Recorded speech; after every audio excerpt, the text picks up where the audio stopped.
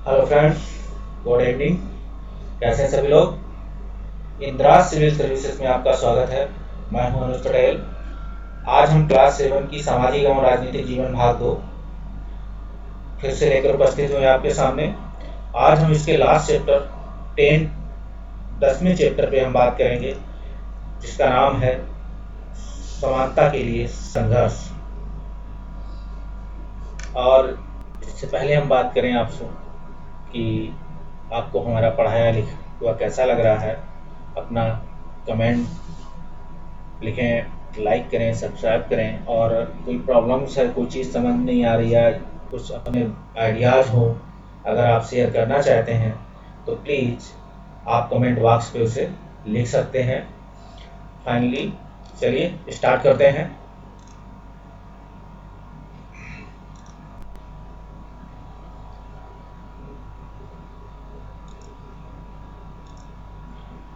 समानता के लिए संघर्ष, ठीक।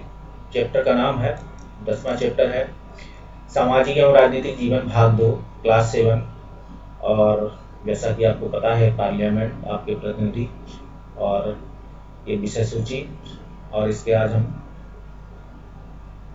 लास्ट चैप्टर पे बात करेंगे, समानता के लिए संघर्ष। तो आप इस चैप्टर में देख सकते हैं कि समानता के लिए संघर्ष क्या क्या होना चाहिए, ठीक। आपको आर्टिकल 14 में ही आपके संविधान में, अपने संविधान में मिला हुआ है, ठीक है। विधि के समक्ष समानता, विधि के समान संरक्षण। तो आप समझ सकते हैं कि आपको क्या क्या समानता के लिए ज़रूरत है, क्यों ऐसी टॉपिक पढ़ा है। तो कुछ ना कुछ तो ज़रूर होगा। अब हम जानेंगे कि इस पुस्तक में अभी तक आपने कांता, अंसारी, दंपति, मेलानी, स्वप्ना जैसे लोगों के बारे में पढ़ा।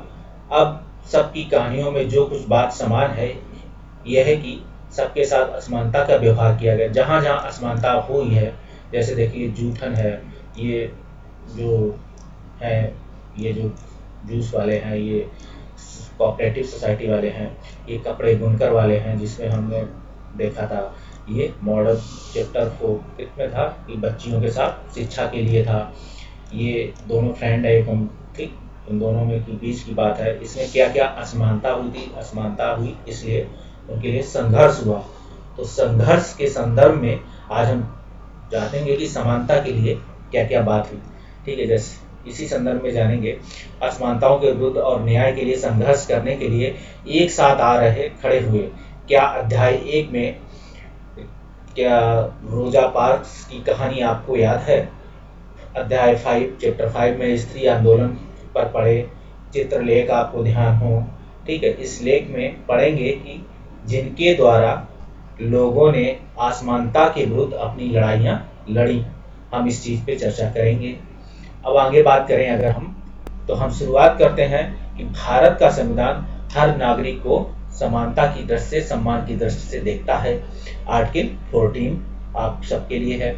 और भारतीय संविधान हर आर्टिकल में सभी को समान रूप से हर चीज़ें देता है, जो चीज़ें, कुछ चीज़ें जहाँ जहाँ जिनको हक की लड़ाई के लिए है कि ये लोग सामाजिक आर्थिक रूप से पिछड़ गए हैं या ईबीसी हैं, तो उनको उनके वो अधिकार दिलाने के लिए आर्टिकल में है, आर्टिकल है, तो आर्टिकल के तहत उनके कानून बने हैं और उनको वो अधिकार दिए गए हैं, ठीक।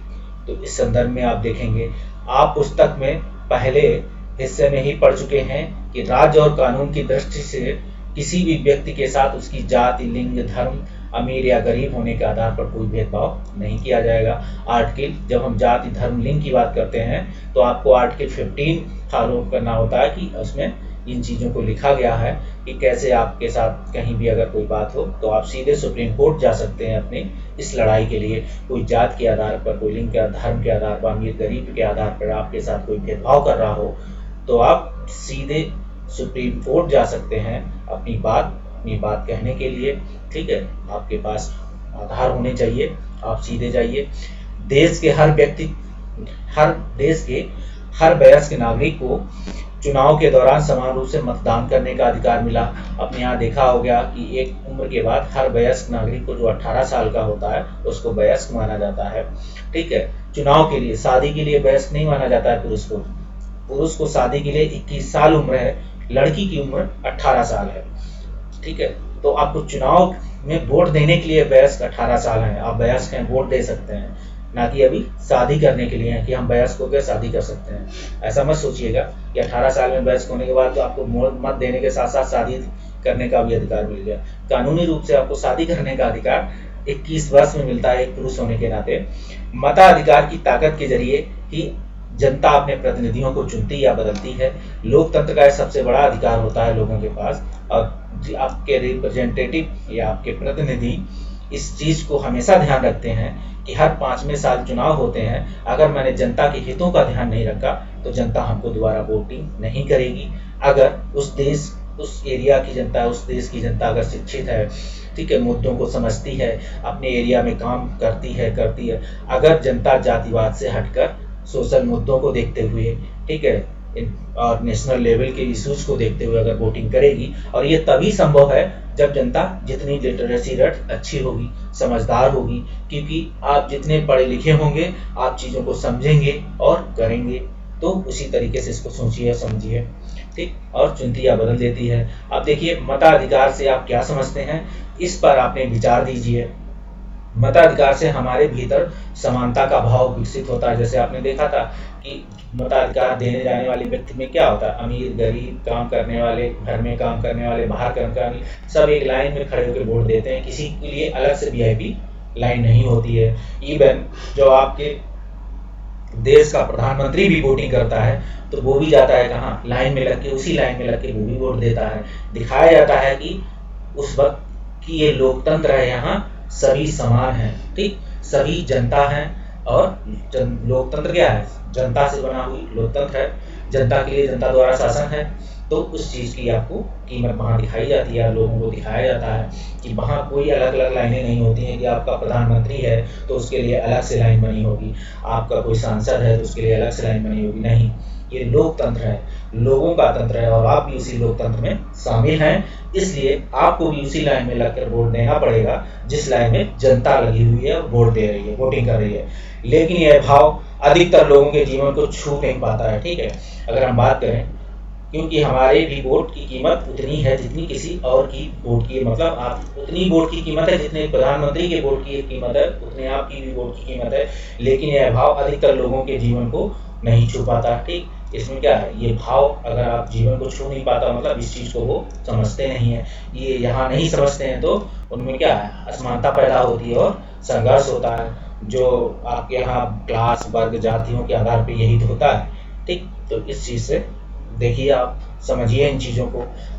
आपने पहले के अध्याय में पढ़ा कि कैसे स्वास्थ्य लोगों के निजीकरण बढ़ा रहा है, ठीक है, स्वास्थ्य सेवाओं में निजीकरण, क्या प्राइवेटाइजेशन की कैसी बढ़ावा हो रहा है, कैसे आज बड़ी कंपनियां क्या कर रही हैं, अपने मेडिकल, यानी एक तो चैन श्रृंखला उसके हॉस्पिटलों की एक चैन श्रृंखला है उनकी, फिर इसके बाद उन्हीं की अपनी मेडिसिन है, चैन श्रृंखला है, ठीक है।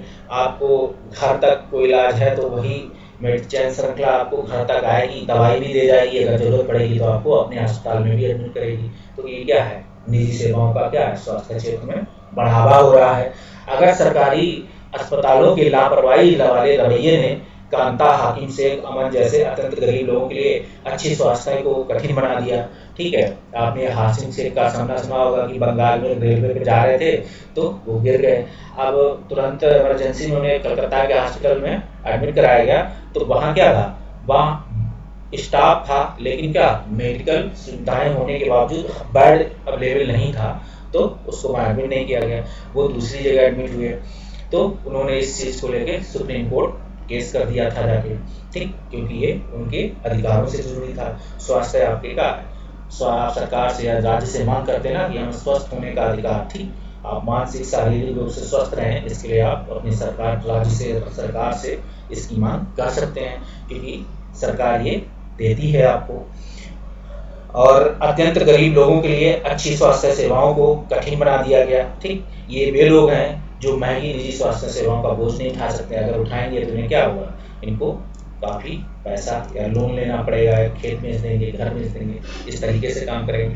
देश भर में मिलने की तरह, देश भर में जो मिलाने की तरह घरेलू काम करने वाली लाखों महिलाएं हैं, इस तरह घर के बाहर भी काम करते हैं वो लोग, और इसी तरीके से लोग घर के बाहर भी काम करते हैं। महिलाएं और पुरुष महिलाएं और पुरुष इसके बावजूद भी उन्हें उनका हक नहीं मिलता जो वो काम करते हैं। कहने का मतलब ये है कि जो वर्किंग करते हैं, चाहे वो वर्किंग वूमेन हो चाहे वर्किंग मैन हो या लड़का हो, ठीक, जो वयस्क हो, क्योंकि अपने यहाँ क्या है, नाबालिग से अगर वर्क करा रहे हैं तो वो आपको लेबर के रूप में, चाइल्ड लेबर में आ जाएगा और वो कानूनी अपराध है। इस चीज़ का आप ध्यान रखिएगा। तो आप काम कर रहे हो तो, लेकिन उसके वजह में क्या है, उसका शोषण हो रहा है। पता लगा काम का मूल्य कुछ और था और मिल कुछ उसे और रहा है। ठीक, उसने जो मेहनत की, मेहनत मान लीजिए उसने 13 घंटे की और उसे मजदूरी का भुगतान हुआ कितने, 8 घंटे का।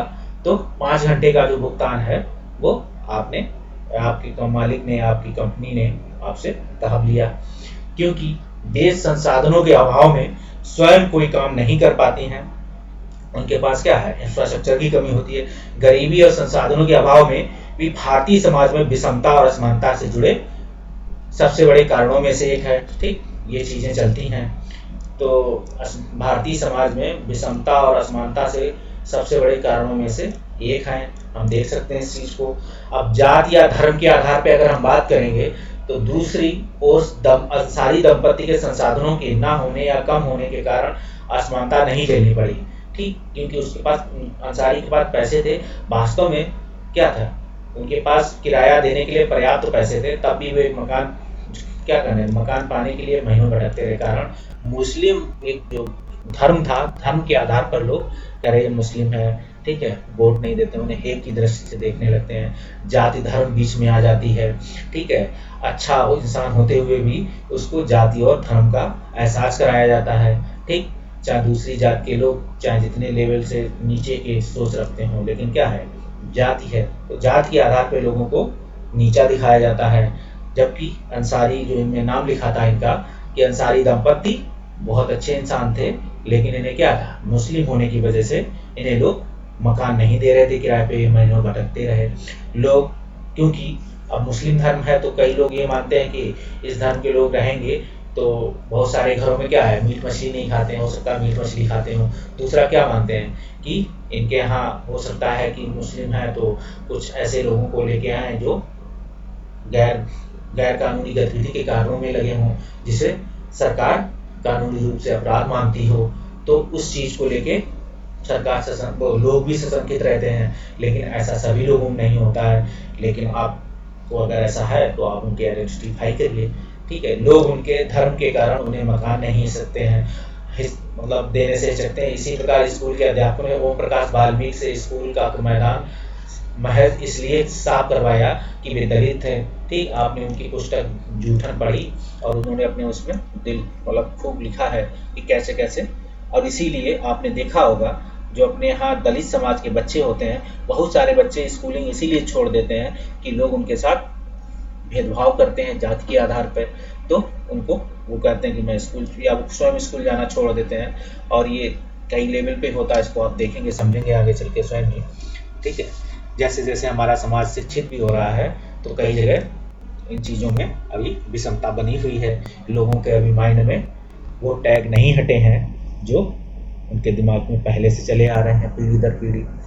तो इन चीज़ों को भी हटाना जरूरी है। ठीक, इन चीज़ों पे आप सोचिए। लिंग भेद के आधार पर महिलाओं के द्वारा किए गए काम अक्सर ही पुरुषों की काम की तुलना में तुच्छ माने जाते हैं। ठीक है, क्या है, जैसे एक वर्किंग वूमेन है, वो आती है बाहर काम करती है, वो तो उसकी मानी जाती है, लेडी है बाहर काम करती है तो अच्छा है। लेकिन वही काम वो जब घर लौट के अपना खाना बनाएगी, बच्चों को खिलाएगी, अपने पति का ध्यान रखेगी, तो क्या माना जाएगा, ये उसके घर का काम नहीं माना जाता। वो क्या माना जाता है, ये इसकी ड्यूटीज है। ठीक है, वो काम नहीं माना जाता है, तो ये तुच्छ किस्म का काम है। यहाँ ये काम पुरुष नहीं कर सकते, ये काम महिला ही करेगी। ठीक है, ये माना गया है अपने समाज में, पुरुषवादी तत्व के कुछ लोग हैं। ठीक है, जबकि यूरोप या वेस्टर्न कंट्रीज में आप देखेंगे, अमेरिका और यूरोप की कंट्रियां जो डेवलप हैं, तो आपको डेवलप कंट्रीज हैं, उसमें क्या है, उसमें अगर महिला बाहर का काम करती है तो पुरुष क्या करते हैं, घर का काम भी देखते हैं ठीक है। आपने देखा होगा, आप अमेरिका में दिखाया गया, आपके एनसीईआरटी में हम आगे पढ़ेंगे, आपको दिखाएंगे जब हम ज्योग्राफी का एनसीईआरटी आपको दिखाएंगे, तो उसमें दिखाया गया है कि एक महिला जो बाहर एक बड़े एक मेट्रोपॉलिटन सिटी जैसे न्यूयॉर्क कह लें, न्यूयॉर्क जैसे शहरों में काम करती है, वहीं उसका हस्बैंड क्या करता है, घर पे रहकर घर की देखरेख भी करता है और उसका फार्म हाउस है तो वहाँ भी काम करता है। या कोई महिला किसी ऐसे एरिया से निकल के आती है, मेट्रोपॉलिटन सिटी में काम करती है, उसका हस्बैंड अपने फार्म हाउस की देखरेख, अपने घर की बच्चों की देखरेख करता है, और आज वहाँ क्या है, वहाँ डेवलपमेंट ज़्यादा अच्छा है अन्य देशों की तुलना में जहां महिलाओं को बाहर निकलने की आज़ादी नहीं है। आप चाहें अपने बेस्ट इसमें कह सकते हैं जो अरब कंट्रीज हैं, इनकी स्थिति है, हालांकि यहाँ बहुत अच्छे रिसोर्सेज हैं, तेल रिच कंट्रीज हैं, इसके बाद भी क्या है, कुछ लोग बहुत रईस हैं तो कुछ लोग बहुत गरीब हैं। ठीक है, क्योंकि यहाँ क्या है, महिलाओं को उतने राइट नहीं है जितने पुरुषों को हैं। ठीक है, यहाँ के कानून थोड़े सख्त हैं। इन सभी के साथ किए जाने वाले भेदभाव का प्राथमिक कारण है कि वे किसी खास सामाजिक या सांस्कृतिक पृष्ठभूमि के थे या वे महिलाएं थीं। जाति, धर्म, लिंग के बेस कुछ महत्वपूर्ण कारक हैं जिनके आधार पर आज भी भारत में लोगों में असमानता का व्यवहार किया जाता है। जैसा कि हमने आपको पहले बताया कि जाति, धर्म, लिंग के आधार पर अगर आप किसी के साथ भेदभाव करते हैं तो आपको आर्टिकल 15 के तहत आपको सजा हो सकती है। कानूनी मौलिक अधिकार है ये कि आप किसी को जाति, धर्म या लिंग के आधार पर किसी के साथ भेदभाव नहीं करेंगे। ठीक, तो इस चीज़ का आप ध्यान रखें। अब जिनके आधार पर आज भी भारत में लोगों से असमानता का व्यवहार किया जाता है। ठीक है, ये खेल आज भी खेला जा रहा है, आप इस चीज़ को समझेंगे अच्छे से। गरीबी और अमीरी, गरीबी मानवीय गरिमा का अभाव और कुछ विशेष समुदाय के प्रति अपमान जैसे कारक अक्सर ऐसे मिले जुले ढंग से सामने आते हैं कि यह तय करना कठिन हो जाता है कि कहाँ एक तरह की असमानता खत्म होती है और कहाँ दूसरी तरह की असमानता शुरू होती है। इस चीज़ का बहुत ध्यान से देखिए कि गरीबी मानवीय गरिमा का अभाव, ठीक है, गरीबी मानवीय गरिमा का अभाव कुछ विशेष समुदाय के प्रति अपना अपमान जैसे कारक जैसे